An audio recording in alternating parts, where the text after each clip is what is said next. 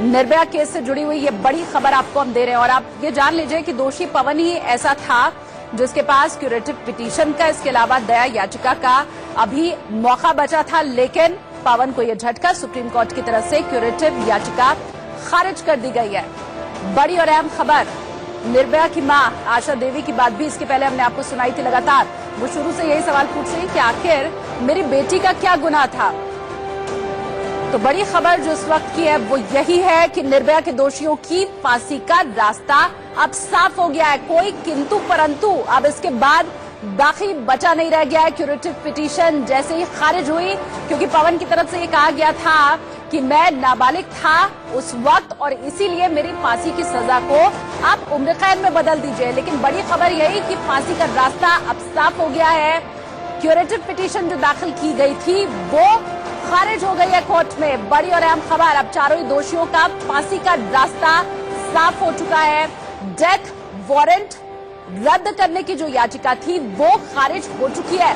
बड़ी और अहम खबर इंडिया न्यूज पर इस वक्त की आप देख रहे हैं। पूरा देश इस खबर के ऊपर भी टकटकी लगाए, आज से नहीं, 16 दिसंबर की वो काली रात, उसी के बाद से सबकी निगाहें इस केस के ऊपर थी। एक एक करके हमने देखा शुरू से किस तरह से इन गुनहगारों ने जो लूपहोल्स है कानून के उनका फायदा उठाया, इनके वकील ने किस तरह इनकी मदद की। लेकिन बड़ी और अहम खबर, आखिरकार निर्भया को अब मिलेगा इंसाफ।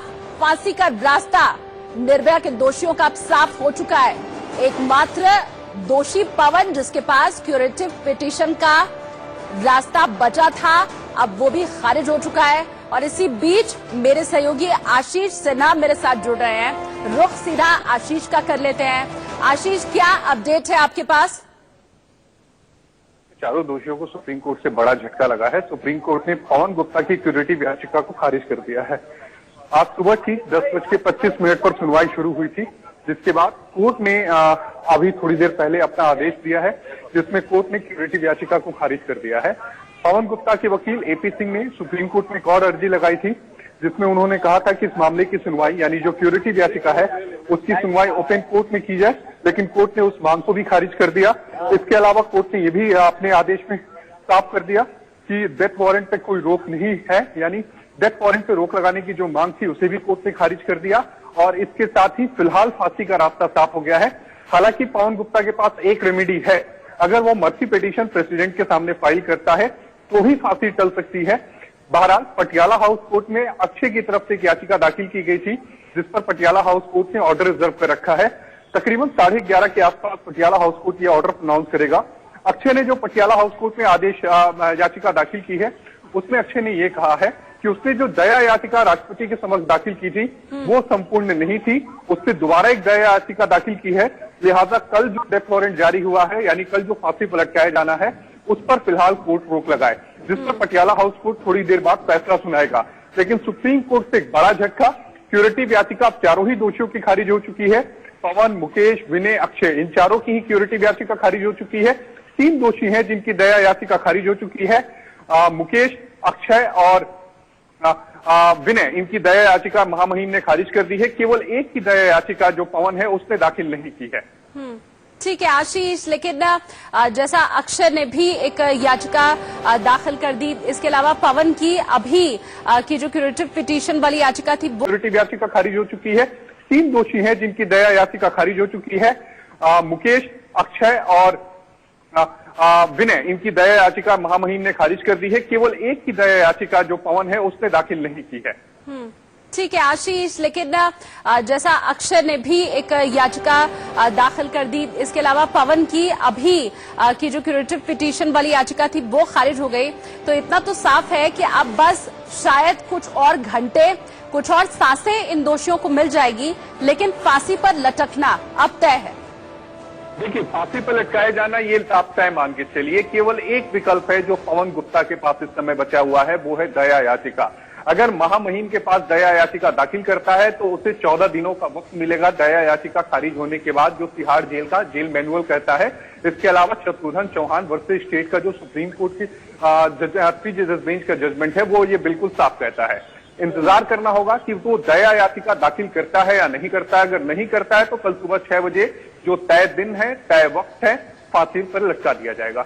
लेकिन आशीष, अगर दया याचिका पवन की तरफ से डाली जाती है तो उस केस में, क्योंकि केंद्र सरकार शुरू से ये कह रही है कि बाकी 3 दोषियों को फांसी पर लटका दिया जाए, तो अभी फिलहाल क्या माने, अगर दया याचिका पवन की तरफ से दाखिल की जाती है तो उस स्थिति में क्या अभी कुछ दिन और लगेंगे चारों ही दोषियों को फांसी पर लटकाने में? देखिए, जो केंद्र सरकार ने सुप्रीम कोर्ट में याचिका दाखिल किया है उसमें केंद्र सरकार की याचिका पर क्वेश्चन ऑफ लॉ तय होना है, उसमें समय लगेगा, उस पर सुनवाई 6 मार्च के लिए तय है। लेकिन अगर आज पवन दया याचिका दाखिल कर देता है तो 14 दिनों का जो वक्त है दया याचिका खारिज होने के बाद वो पवन को मिलेगा, यानी चंद सांसें जो और हैं वो इनको मिलेंगी। लेकिन सुप्रीम कोर्ट ने क्यूरेटिव याचिका खारिज कर दी है। 4 दोषी हैं जिनकी क्यूरेटिव याचिका खारिज हो चुकी है। 1 दोषी पवन है जिसने अभी तक दया याचिका दाखिल नहीं की है। 3 दोषियों की दया याचिका कोर्ट ने पहले खारिज कर दी थी, महामहिम ने खारिज कर दी थी। एक उसमें मुकेश है, दूसरा विनय है और तीसरा अक्षय है। मुकेश और विनय दोनों ने ही प्रेसिडेंट के ऑर्डर को सुप्रीम कोर्ट में चैलेंज किया था, जिसको सुप्रीम कोर्ट खारिज कर चुका है। एपी सिंह ने आज पटियाला हाउस में कोर्ट में कहा कि अक्षय की जो दया याचिका है वो महामहिम के सामने लंबित है, लिहाजा कोर्ट जो डेथ वारंट है उसको पोस्टपोन करे। लेकिन कोर्ट ने अभी उस पर ऑर्डर रिजर्व करके रखा है। 11:30 के बाद कोर्ट उस पर आदेश सुनाएगी। और आशीष, क्योंकि शुरू से ही आशा देवी की जो भी बातें रही हैं, आप उनके टच में रहे हैं, दर्शकों तक हमने पहुंचाई हैं, आज जब क्यूरेटिव पिटीशन खारिज हुई तो उसके बाद क्या रिएक्शन आशा देवी का?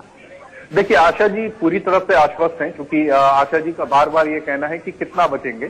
14 दिनों का वो वक्त और मान के चल रही हैं, क्योंकि उन्हें पता है कि जो कानून है उसमें कुछ खामियां हैं जिसका जो फायदा है वो दोषी उठाएंगे। तो उनका यही कहना है कि बहुत ज्यादा अब मिलेगा तो 14 दिनों का वक्त मिल सकता है, उससे ज्यादा का वक्त नहीं मिलेगा। यानी कुल मिलाकर माने आशा जी के मुताबिक कि मार्च एंड में इनकी फांसी लगभग तय है, अगर पवन दया याचिका दाखिल नहीं करता। पवन दया याचिका दाखिल करता है तो कुछ समय और मिलेगा। कल होने वाली फांसी से जरूर बचेंगे, लेकिन फांसी का दिन एक बार फिर तय होगा। 14 दिन या फिर 17 या 18 दिन के बाद फांसी तय है। इसके अलावा आशीष, इसके पहले आशा देवी से जब आपने बात की थी तो उन्होंने कहा था कि किस तरह से इन चारों ही दोषियों के वकील ने उन्हें बाकायदा चैलेंज किया था कि अनिश्चित काल के लिए अब फांसी टल गई है, देख करके मुस्कुराया वो था। तो ये हम कह सकते हैं कि आज इन दोषियों के लिए रोने का दिन है। इनको तो देखिए, क्षणिक कान थी वो एपी सिंह की, जब एपी सिंह ने कहा था कि अनंत काल तक मैं फांसी नहीं होने दूंगा, तब आशा जी ने भी उसका पलट कर जवाब दिया था कि अगर अनंत काल तक इस केस की सुनवाई चली तो मैं अनंत काल तक लड़ूंगी, लेकिन दोषियों को फांसी के तख्ते पर मैं लटका के मानूंगी। जिस तरह मेरी बेटी तिल तिल करके मरी है, मैं यही चाहती हूं कि ये दोषी भी तिल तिल करके मरे। जितना भी लंबा समय लग रहा है फांसी में, कहीं ना कहीं दोषी ये चाहते हैं कि वो फांसी से बच जाए, लिहाजा एक तड़प है उनके अंदर, वो समझी जा सकती है। लेकिन कोर्ट है, राहत देने से इनकार कर रहा है, महामहिम है, राहत देने से इनकार कर रहे हैं। अपराध जघन्य है, कोर्ट भी मान रहा है, महामहिम भी मान रहे हैं।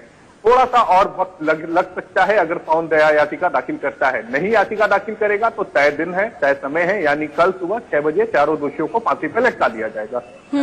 तो आशीष, ये भी हम माने कि अगर दया याचिका दाखिल नहीं की जाती है पवन की तरफ से, हालांकि जिस तरह से ये एक एक सांस के लिए अपनी जंग लड़ रहे हैं तो ऐसा लगता नहीं है, लेकिन इन केस अगर दया याचिका नहीं दाखिल करता है पवन, तो फिर कल सुबह 6 बजे का जो वक्त मुकर्रर किया गया है उसी समय फांसी होनी है। देखिए, जाहिर तौर पर अगर पवन दया याचिका दाखिल नहीं करता तो कल सुबह का जो वक्त तय है उसी वक्त पर ही फांसी दी जाएगी, यानी सुबह 6 बजे का। अभी AP Singh Patiala house court के आदेश का इंतजार कर रहे हैं, जिसमें एपी सिंह ने ये कहा है कि अक्षय की दोबारा उन्होंने दया याचिका दाखिल की है।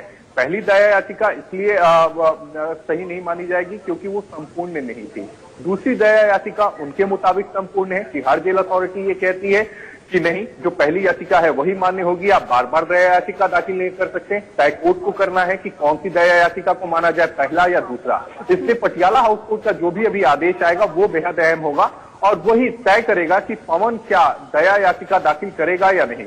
क्योंकि अगर पटियाला हाउस कोर्ट अक्षय की दया याचिका खारिज कर देता है, यानी उसकी याचिका खारिज कर देता है, तो इसका मतलब तय है कि एक ही विकल्प है, दया याचिका दाखिल करना।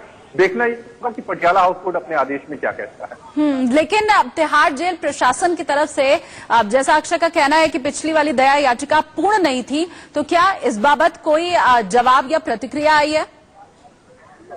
देखिए, तिहाड़ जेल प्रशासन ने साफ तौर पे कहा कि जो पिछली बार दया याचिका दाखिल की गई थी वही पूर्ण थी, इसलिए दोबारा जो दया याचिका दाखिल की गई है वो मान्य नहीं है। तो ऐसे में सब कुछ कोर्ट पर निर्भर करता है कि कोर्ट इस मामले में क्या कहता है। कोर्ट ये मानता है कि अक्षय को एक और मौका मिलना चाहिए दया याचिका दाखिल करने को लेकर या नहीं।